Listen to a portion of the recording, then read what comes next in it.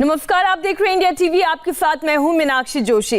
बिहार में voting super speed से चल रही है। 78 सीटों पर तीसरे दौर की वोटिंग में अब तक 45% से ज्यादा वोटर्स ने अपना मत का इस्तेमाल किया है और वोटिंग के 3 घंटे अभी बाकी हैं। अभी तक सबसे ज्यादा 50% वोटिंग मुजफ्फरपुर के गया घाट में हुई है, तो वहीं मधुबनी के बाबूबरही में 43% वोट पड़े हैं। बिस्फी में 40% वोट पड़े हैं। इसके अलावा सहरसा में 45, बगहा में 43% मतदान हुआ है। इंडिया टीवी पर आप बिहार के हर बूथ से वोटिंग के पल पल का अपडेट देख सकते हैं। आपको सबसे पहले दिखाते हैं कि आज जिन 78 सीटों पर वोट पड़ रहे हैं वहां अब तक कितना प्रतिशत मतदान हुआ है, वो पूरा वोट मीटर आपके सामने है। अररिया में देखिए बहुत बेहतरीन वोटिंग हुई है, 47% मतदान हुआ है।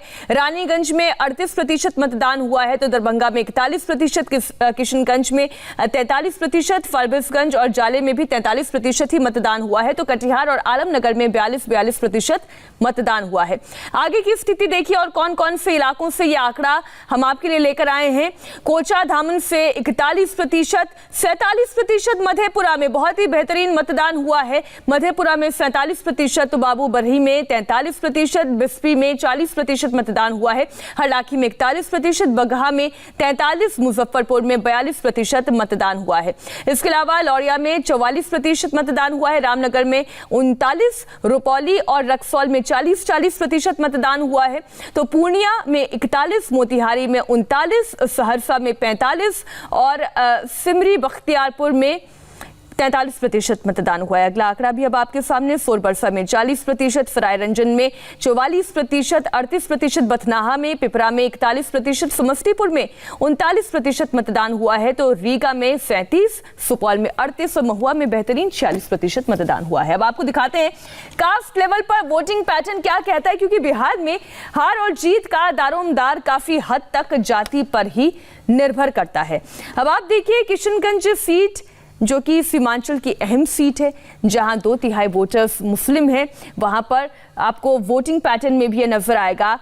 34.3% मुस्लिम मतदाताओं ने मतदान किया है। उसके अलावा जो बेहतर और दिखाई देता है कायस्थ वोटर्स 4.4%, यादव 2.8%, ओबीसी 1.8% और एससी भी 1.8% मतदान हुआ है। और अब कटिहार की स्थिति देखिए। कटिहार में भी मुस्लिम फैक्टर बहुत इंपॉर्टेंट है। आपको बताते हैं कि इस जाति के कितने प्रतिशत वोटर्स यहां से निकले हैं और सबसे बेहतर यहां पर 19.2% वोटर्स मुस्लिम समाज के नजर आते हैं। तो यादव समाज से 6.1%, ओबीसी समाज से 5.3% मतदान, एससी समाज से 4.1%, तो वैश्य समाज से 1.9% मतदान हुआ है। कोयरी समाज से यहाँ पे सवर्ण वोटर्स भी अच्छे दिखाई दे रहे हैं। 9.2% मतदान अभी तक सवर्ण जाति से कटिहार में वोटिंग हुई है। अब अररिया की तस्वीर देखिए।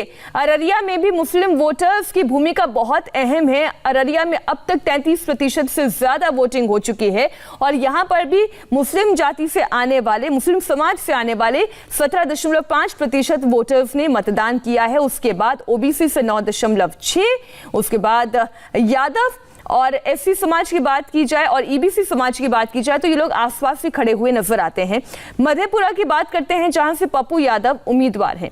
मधेपुरा में यादव वोटर्स की तादाद सबसे ज्यादा है और वोटिंग में आंकड़ों में भी ये रिफ्लेक्ट करता है। यादव वोटर्स तेजी से वोट करने के लिए बाहर निकल रहे हैं। 18.2% मतदान यहाँ पर यादव समाज की ओर से, मुस्लिम समाज की ओर से 7.2%, ओबीसी समाज की ओर से 3.9% और एससी 8.3%, ब्राह्मण 3.9%, राजपूत 7.5%, कायस्थ 2.2%, तो कोयरी 1.3% मतदान यहाँ पर इन समाज की ओर से हुआ है। दरभंगा सीट पर भी एक नजर डालिए।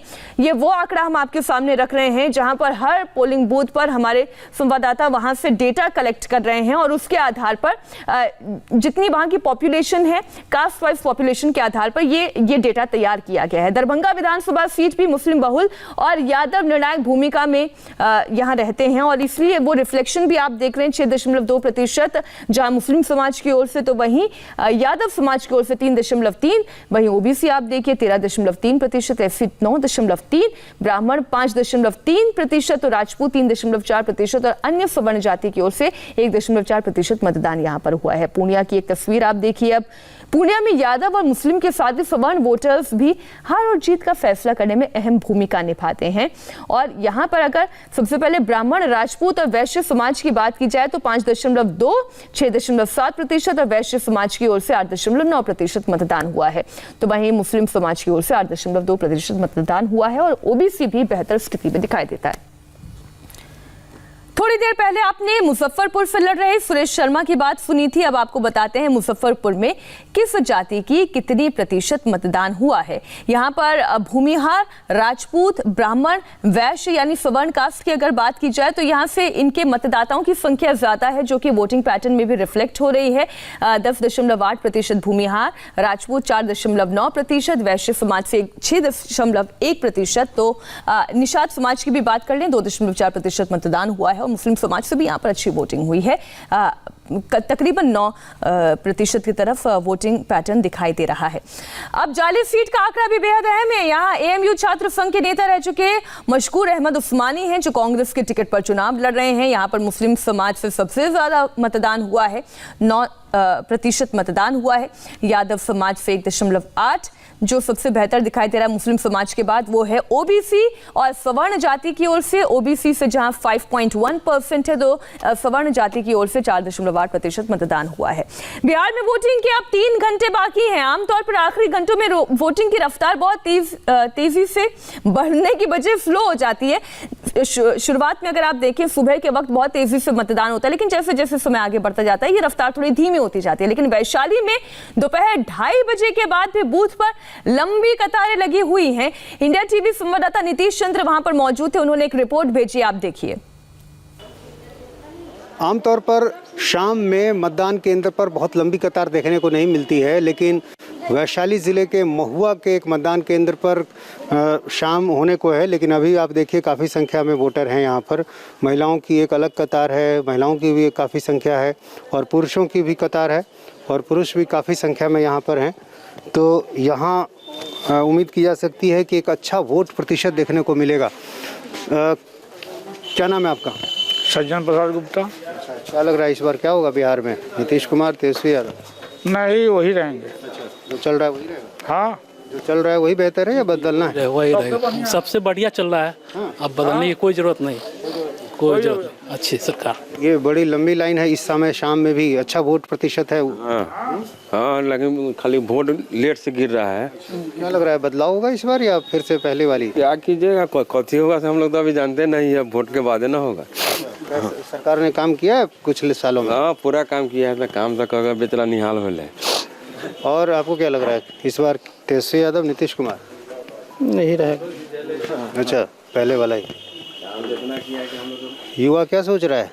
यूथ के मन में क्या चल रहा है? सब अच्छा है, जो सरकार वही रहेंगे हम लोग। जो है वही बढ़िया है जी सर। तो तेजस्वी यादव को आप ही यूथ से भरोसा है, यूथ वोटर से? नहीं, वो हम लोग जिताए थे उनको, उसके बाद एक मरतबा भेंट करने भी नहीं आए, इसलिए हम लोग फिर वही सरकार जो है। तेजस्वी यादव के भाई तेज प्रताप यहीं से विधायक थे, लेकिन इस बार उन्होंने सीट बदल ली। जी हाँ, इस बार उनको उम्मीद नहीं है कि यहाँ से सीट निकलेगी। क्यों बदल लिया उन्होंने? काम नहीं किया। काम कहाँ कुछ किए हैं, लॉकडाउन में कोई यहाँ पे भेंट करने भी नहीं आए, जनता लोग बहुत परेशान भी थे, इसलिए अब की बार मोदी सरकार जी, एनडीए सरकार। अच्छा, मोदी जी का भी असर है यहाँ वाले? जी बहुत ज़्यादा है, मोदी जी का असर है बहुत ज़्यादा। अच्छा, तो क्या लग रहा है कि मोदी नीतीश की जोड़ी अभी आगे चलती रहेगी? हाँ, चलती रहेगी भविष्य में, आगे तक जितने भी सारे चलेगी। अच्छा, वो एलजेपी से नुकसान तो नहीं हो रहा है? नहीं, एलजेपी से क्या? एलजेपी फैक्टर काम कर रहा है आपको लगता है लोजपा का? सब कोई काम कर रहा है। और यहाँ जो महुआ विधानसभा क्षेत्र है तो इसमें वन साइडेड कोई वोट नहीं है। हाँ, सबका वोट है। इस बार सरकार बदलेगी या पहले वाली रहेगी? अभी तो रिजल्ट आपको 10 तारीख को मालूम चल जाएगा। अच्छा, हाँ जी। मुकाबला कांटे का है, एक तरफा है, साफ लग रहा है? One side. किसके साथ?